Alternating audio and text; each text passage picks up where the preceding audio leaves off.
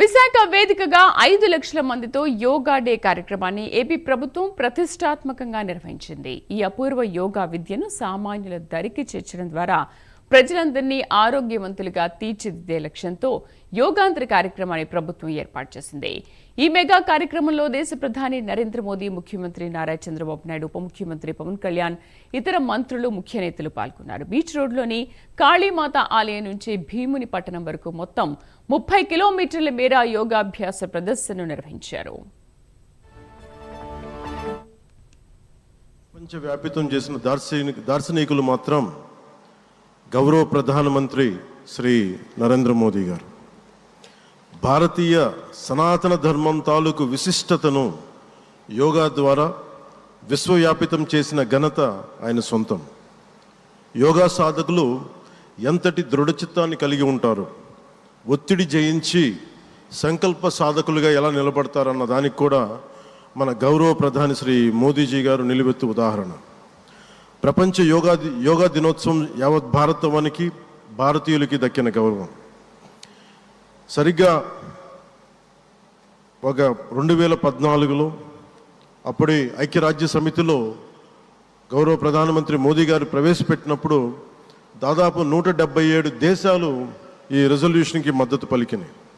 ఇంతమంది మద్దతుని కూడగట్టగలిగి ఈ రోజున మనకి 2015 నుంచి యోగా దినోత్సవం ప్రారంభమైంది. ఈ రోజున గౌరవ ప్రధానమంత్రి మోదీజీ గారి పిలుపు మేరకు మనం మొదట విశాఖ 11వ యోగా దినోత్సవ సంబరాలకు వేదిక అయింది. శ్రీ మోదీజీ గారి సమక్షంలో గౌరవ ముఖ్యమంత్రి వర్యులు శ్రీ చంద్రబాబు నాయుడు గారి కృషితో ప్రపంచ రికార్డుకు వేదికగా నిలిచింది. విశ్వనరులు మోదీజీ గారి పిలుపు మేరకు యోగా ఒక వన్ ఎర్త్ వన్ హెల్త్, ఈ ఆరోగ్యం థీమ్ని ఈ వేదిక నుంచి ప్రతి ఒక్కరూ ముందుకు తీసుకెళ్లాలని మనస్ఫూర్తిగా కోరుకుంటూ, honourable prime minister Narendra Modiji, His Excellency Governor of Andhra Pradesh, Honorable Minister Ayush, Government of India, Deputy CM Sri Pawan Kalyan ji, Honorable Ministers from Government of India and Government of Andhra Pradesh, and all respected participants across the world who joined us today. I welcome all of you to the beautiful city of Visakhapatnam for auspicious occasion of 11th International Day, Yoga Day, to create history. I am thanking our visionary Prime Minister Narendra Modi ji for making yoga popular not only in India, across the world. He started International Yoga Day through United Nations and made yoga a global wellness movement.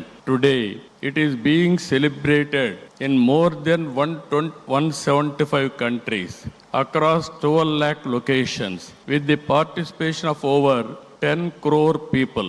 Yoga is accepted by everyone, irrespective of nationality, region, religion, and language. Yoga results in union of body, mind, and spirit. It is beneficial for physical health, mental health, stress management, boost immunity, enhanced self-confidence, self-discovery, growth, mindfulness, inner peace, and holistic well-being. This results in reduced violence and promotion of peace. Technology, including AI, has made yoga more inclusive and accessible. I thank Honorable Prime Minister for giving us the opportunity to host this event and gracing us with his presence today. Inspired by his vision, we organized a month-long Yogandhra campaign by training more than 1.44 lakh yoga trainers, registering over 2.17 crore participants in 1.4 lakh locations, 3 lakh plus participants in single location, that is beautiful city of Visakhapatnam. From here 28 kilometers up to Bhogapuram, and issuing 1.7 crore certificates. We are proud to announce yesterday around 22,122 tribal students have achieved Guinness record for most people performing Surya Namaskar simultaneously. We congratulate them. Global competition has started in various aspects of yoga. I am happy to note that in September, Yoga Super League is beginning. I request Honorable Prime Minister to use his good offices to include yoga in regular Asian Games, Commonwealth Games and ultimately Olympic Games. You are all aware, any history has to be created, only Narendra Modi ji, and also any record can be break that is possible only for Narendra Modi ji. That is where I am requesting him. Andhra Pradesh के राज्यपाल सैयद अब्दुल नजीर जी, यहाँ के लोकप्रिय मुख्यमंत्री मेरे परम मित्र चंद्रबाबू नायडू गारू, केंद्रीय cabinet के मेरे सहयोगी के राम मोहन नायडू जी, प्रताप राव जाधव जी, चंद्रशेखर जी, भूपति राजू श्रीनिवास वर्मा जी, राज्य के डिप्टी सीएम पवन कल्याण गारू, अन्य महानुभाव और मेरे प्यारे भाई और बहनों, आप सबको नमस्कार। देश और दुनिया भर के सभी लोगों को इंटरनेशनल योग डे की बहुत बहुत शुभकामनाएं। आज 11वीं बार पूरा विश्व 21 जून को एक साथ योग कर रहा है।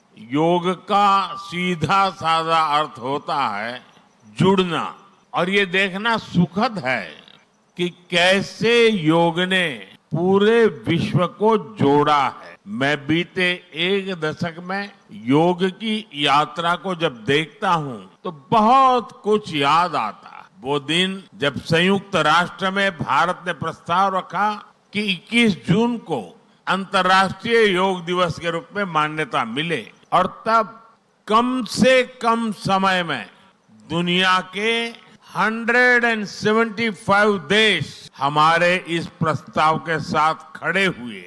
आज की दुनिया में ऐसी एकजुटता, ऐसा समर्थन सामान्य घटना नहीं है। ये सिर्फ एक प्रस्ताव का समर्थन भर नहीं था, ये मानवता के भले के लिए दुनिया का सामूहिक प्रयास था।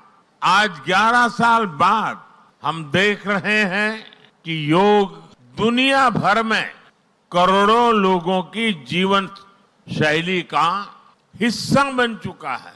मुझे गर्व होता है जब मैं देखता हूं कि हमारे दिव्यांग साथी ब्रेल में योग शास्त्र पढ़ते हैं, वैज्ञानिक अंतरिक्ष में योग करते हैं, गांव-गांव में युवा साथी योग ओलंपियाड में भाग लेते हैं।